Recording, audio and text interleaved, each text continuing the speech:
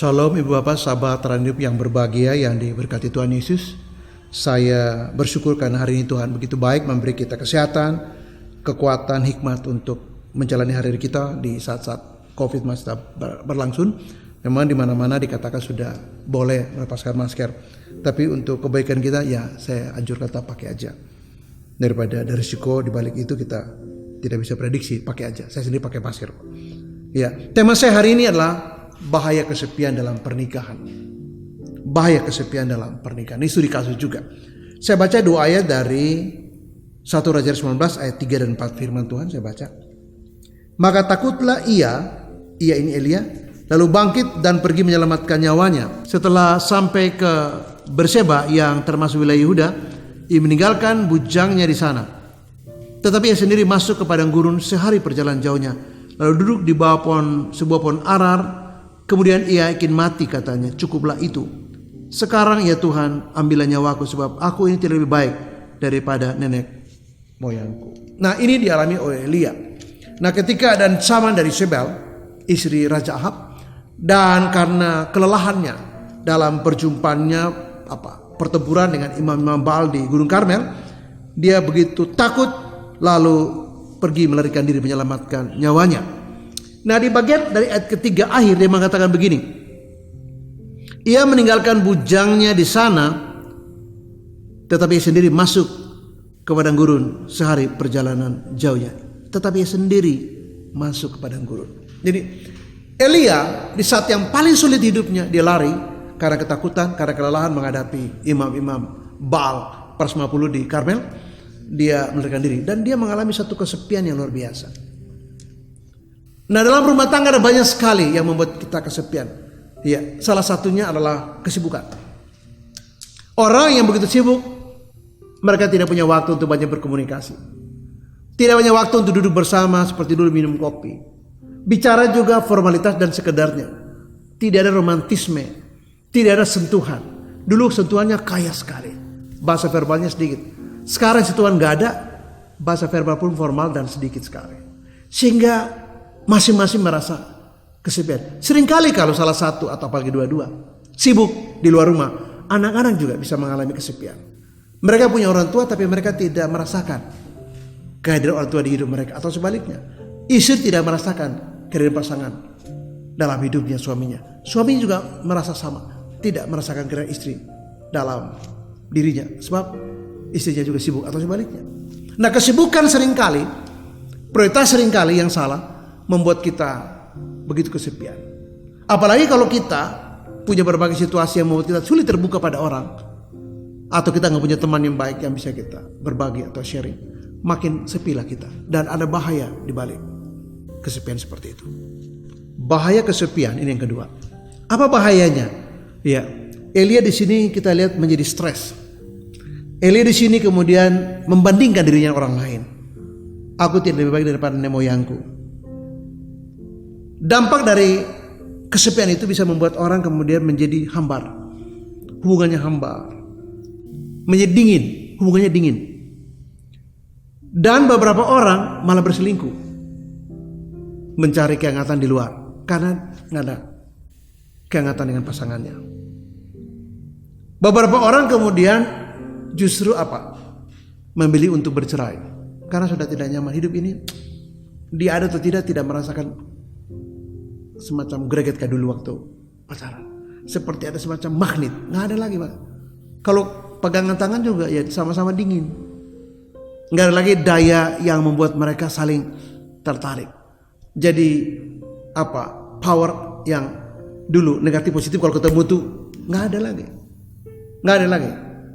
Dan itu tanda bahwa kita begitu dingin, begitu hambar, dan bisa membuat kita stres. Nah, kesepian itu ada bahaya seperti saya katakan tadi. Di ujungnya ini paling bahaya adalah bunuh diri. Beberapa penelitian di Amerika dan Inggris, khususnya Inggris, banyak orang yang melakukan bunuh diri karena mereka merasa kesepian dan hidupnya tidak bermakna. Ya, banyak orang yang meninggal muda juga. Penelitian di Amerika di Universitas Columbia, dia meneliti bahwa ada banyak sekali ya orang-orang yang karena kesepian kematian lebih cepat dari orang yang tidak kesepian. Misalnya, Mereka meninggal di usia kurang lebih 40. Padahal kalau dia dibandingkan dengan usia teman-teman yang lain itu masih happy, masih enak. Mereka punya pasangan yang bahagia, mereka sampai umur 70 lebih. Udah paling sedikit 65. Tapi mereka yang kesepian, bahkan ketika mereka menikah pun meninggalnya di kepala 40-an. 40, 41, ada yang lebih awal 39. Kenapa? Karena kita diciptakan tidak untuk menyendiri. Memang sometimes kita perlu waktu untuk menyepi, menyendiri. Tapi bukan berarti sendiri adalah kesepian. Tapi orang kesepian, bahkan di tengah-tengah keramaian mereka bisa kesepian karena tidak ada relasinya dengan orang lain. Dan bahayanya ialah orang bisa menjadi dingin, menjadi hambar. Orang bisa berselingkuh. Orang juga bisa menjadi stres. Orang menjadi putus asa. Mati di usia yang lebih muda dari teman-teman yang lain yang tidak kesepian. Dan juga angka bunuh diri tinggi. Mengapa? Karena kesepian itu membawa mereka kepada depresi. Dan orang depresi merasa hidupnya tidak berharga. Sehingga godaan untuk melakukan hal-hal yang seperti sebelah tadi, termasuk bunuh diri dan berselingkuh, menjadi sangat besar terbuka bagi kelompok ini. Bahkan bercerai juga menjadi dampak buruk yang lain dari kesepian. Dan ini bisa menjadi semacam penyakit. Dan umumnya 1 dari 2 orang Amerika itu mengalami kesepian. Kok bisa? Ya itu faktanya. Dan ini yang menjadi tantangan dalam pernikahan. Banyak orang yang mengalami kesepian walaupun suaminya di depannya, atau istrinya merasa kesepian walaupun dia di tengah-tengah keramaian, atau sebaliknya. Dan ini yang saya kira bahaya yang harus kita pahami. Hal yang ketiga adalah kita perbanyak waktu untuk berdoa. Ini solusinya. Ketika kita berdoa, seluruh isi hati kita, jiwa kita bisa ungkapkan. Dan itu sudah menyelesaikan banyak sekali tekanan dalam jiwa kita. Ketika kita ada satu pihak yang kita ajak bicara, yaitu Allah dalam hal ini, kita berdoa, Tuhan, maka seluruh curhat kita, seluruh ungkapan kita, seluruh pergumulan kita, doa-doa kita, kata-kata kita yang kita sampaikan kepada Tuhan, itu seperti melepaskan beban. Jadi ambillah waktu untuk berdoa. Ketika Daud mengalami banyak sekali kesepian, dia berdoa. Dia mengatakan begitu tertekan jiwanya, tapi dia masuk ke rumah Allah. Dia di sana diajar untuk boleh bersyukur. Dia diajar di sana untuk boleh bergembira. Dan mengatakan, mengapa engkau tertekan dalam diriku, hai jiwaku, mengapa? Berharaplah kepada Tuhan. Bersyukur lagi kepadanya dalam Mazmur 42-43. Dan tema yang penting yang saya ingin katakan dari konteks inilah, kita punya sesuatu yang bisa disampaikan kepada Tuhan.